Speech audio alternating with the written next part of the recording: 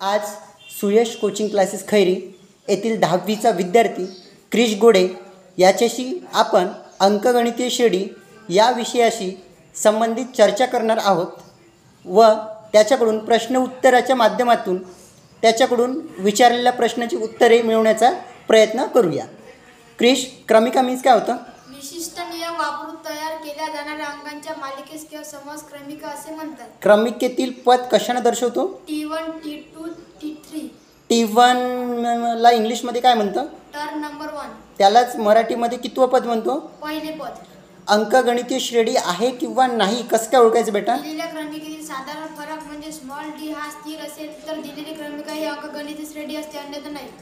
साधारण फरक काढण्यासाठी कोणत्या चिन्हाचा वापर करतो? Small d। साधारण फरकाची डेफिनेशन? दोन पदांमधील फरकास साधारण फरक असे म्हणतात। साधारण फरक काढण्यासाठी कुठल्या सूत्राचा वापर करतो?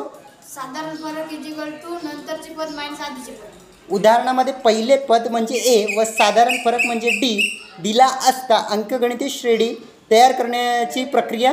आधीच्या पदात साधारण फरक म्हणजे स्मॉल d प्लस केला असं क्रमिकेचे पुढील पद मिळते। n-वे पद काढण्याचे सूत्र? Tn = a + n - 1 × d। n-व्या पदाची बेरीज काढण्याचे सूत्र? Sn = n/2 2a + n - 1 × d। धन्यवाद क्रिश।